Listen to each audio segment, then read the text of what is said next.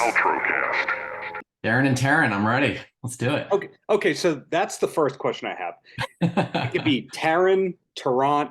What is the correct way to say it?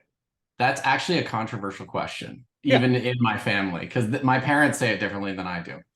They're Okay. South African, so they say Taron, like with a proper. You have to kind of like be very proper when you say it. I say Taron, like there's a tear on your shirt, and then most of my friends say it like your name. They say Taron. But you never get the Tyrion. Because No, I sometimes have it's the gotten Darren. Tyrone a couple times. I have gotten Tyrone, Well, and I've either gotten way, yeah. I get T a lot. you get T, you get TXL. Does anyone call you TXL? A few people do, yeah. Well, you're Yeah. wearing the hat there, so I am, obviously yeah. This is how I find it. This is my branding on everything. Yeah. is your middle initial an X? It is actually. Growing up, I did not have a middle name and I was very upset about it. The little initial box was always blank and I was very upset as like a 10-year-old child. So when I grew up, I gave myself a middle name. Wow. I mean, the best middle name story I've ever heard is Adam Carolla didn't have one, so he went to the DMV and he just wrote Lakers. So his driver's license says Adam Lakers Carolla. I think X is the second best story I've heard. Thank you, sir. I appreciate it. Yeah, there's only so many X names to pick from too. So Xavier ended up being, yeah. That's That about was it. it. Go with the X-Men when in doubt. But now, after talking to you about names for 2 minutes, I'm instead of Nomad and the fact that Right. no movie that I know of has been filmed in over 20 countries, and no filmmaker otherwise I've spoken with has filmed on all 7 continents and received over 100 awards, etc. I guess we have to, whenever we say your name, we have to call you award-winning filmmaker, Oh producer, God. Yeah, right? I have an Oscar from my daughter in the other room that says Best Dad. So I think that's actually my favorite award that I've ever gotten. But I don't display that here because I don't want to make people jealous. Well said. Well, Yeah. with Nomad being such an ambitious project, did you know all the countries that it was going to film in advance, or is it step by step you made it work? It was step by step. It was some balance of the most exotic places that we could go to safely. I was sort of, I was only willing to go so far with a crew and actors in my care, So it was sort of how, even if we're sort of signing up for an expedition, there's only so much you will do. So there's some places we did not go to, some places maybe I would have gone alone, like North Korea. We did not go there.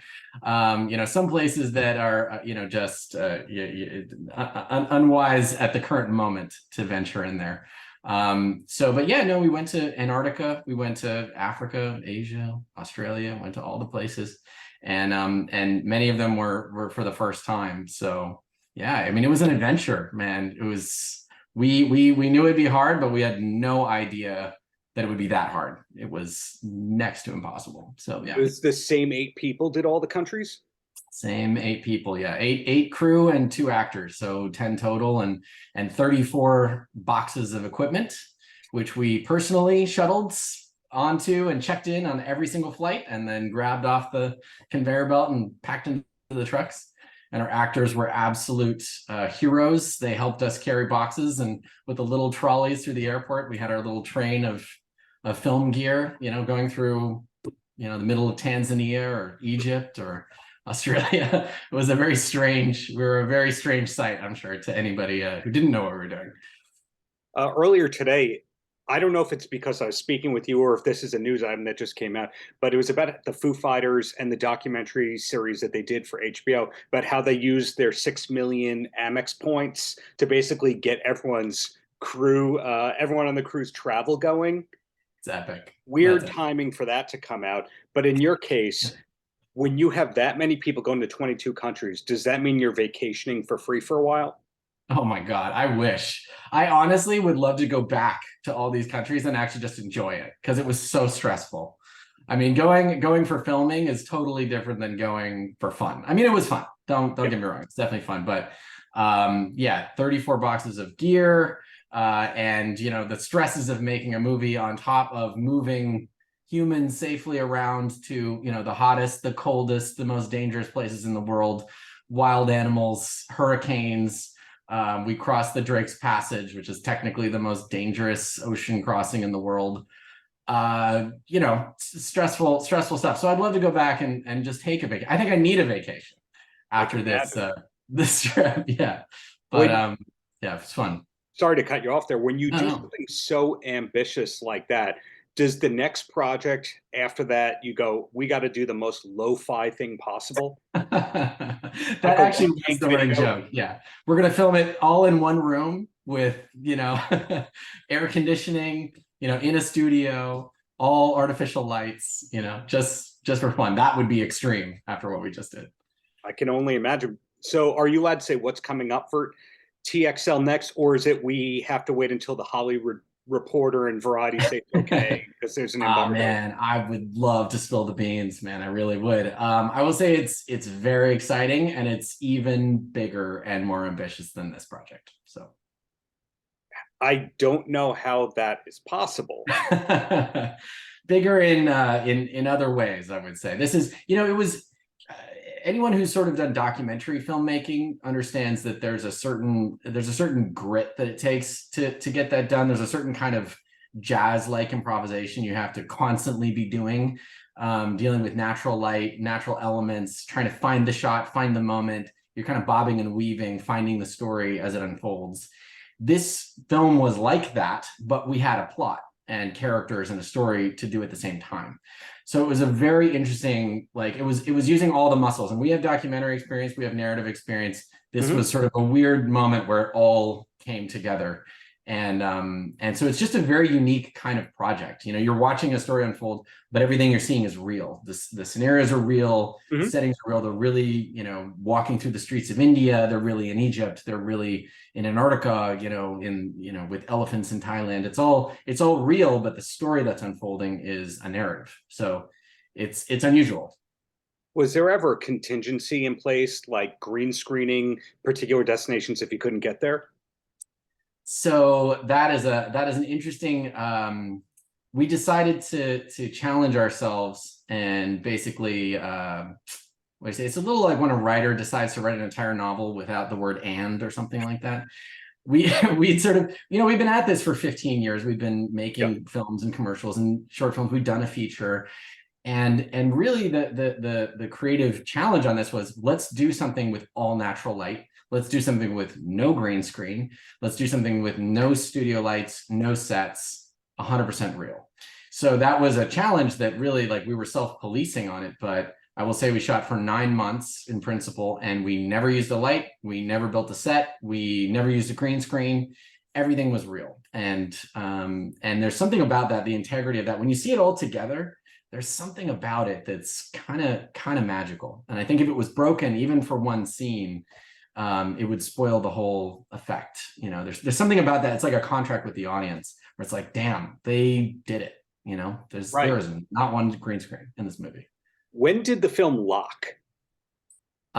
We locked it just recently. I mean, it was like a documentary. So we had hundreds of hours of footage.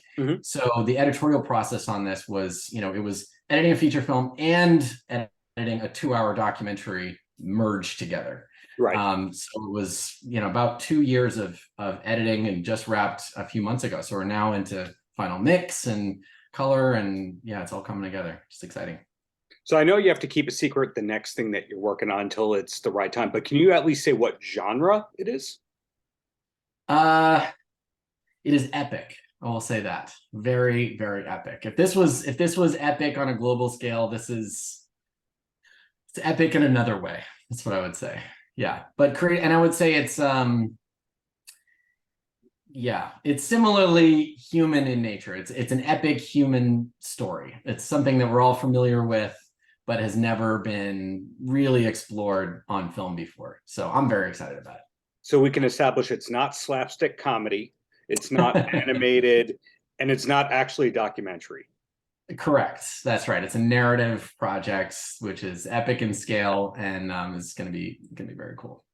And while you're working on something ambitious like that, are you able to take on side jobs? Are you able to do commercials, or is it really one project at a time for you in TXL?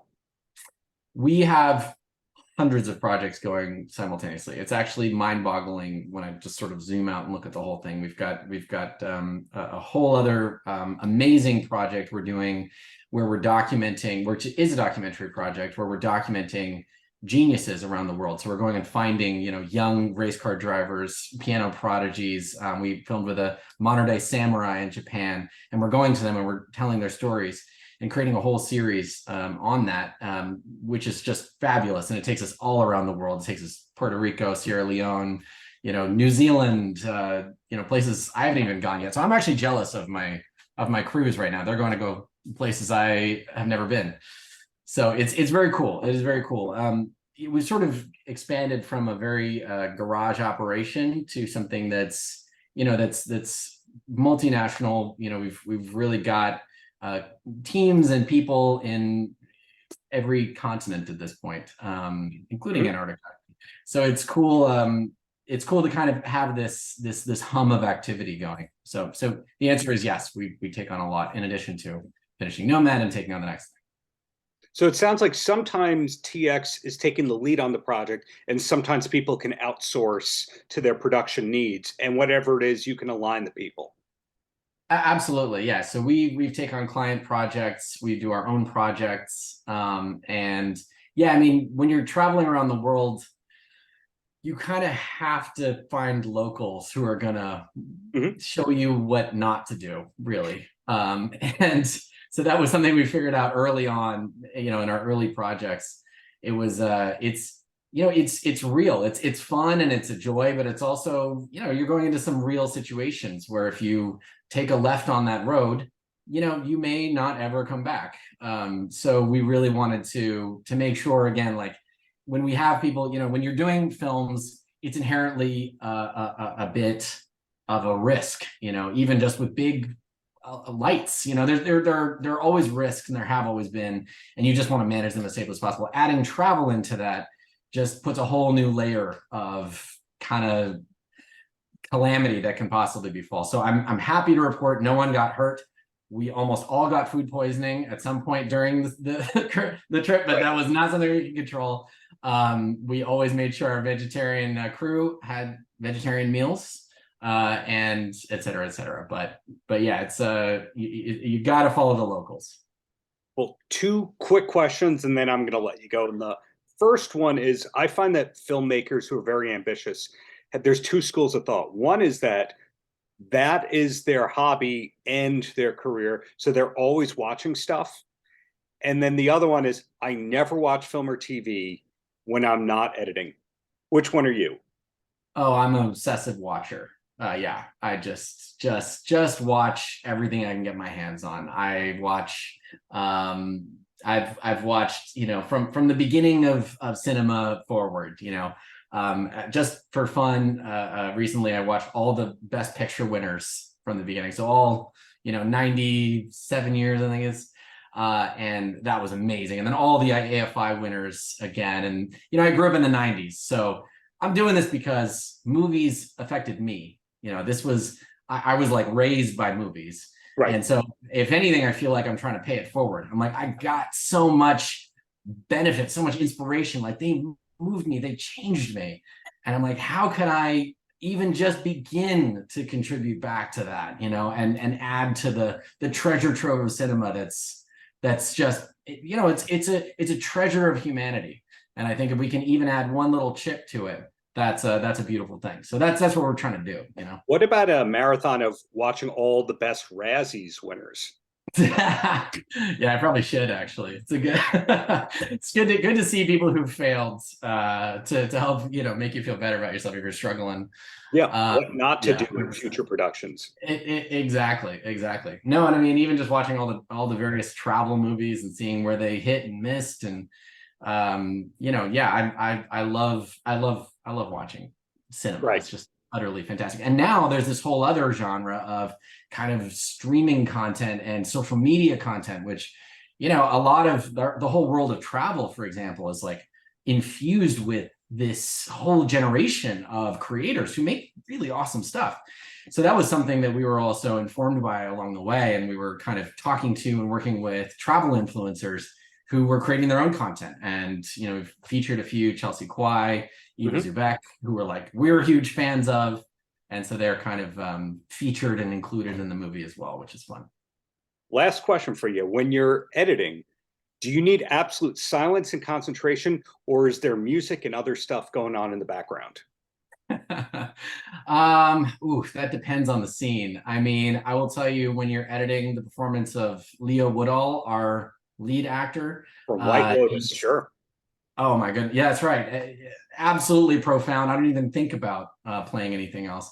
No, it's really amazing, and our lead actress Sanaa Sheikh is absolutely incredible. I would say that the movie itself is very musical. So I tend to spend a lot of time finding the music first, and then I'll use that to sort of drive the editorial process. So I'm not usually listening to other music, but I'm obsessing about music before I even start editing. Well said. Well, TXL, and I'm going to call you that from now on. Thank you for your time. Really Absolutely. looking forward to that ambitious next project, and congratulations on making something like this actually happen. Not just talking about it, but actually finishing this kind of scale of what Nomad is. So thank you for your time, and keep it up. Thanks, man. Really appreciate it. Thanks, Darren. Paltrocast.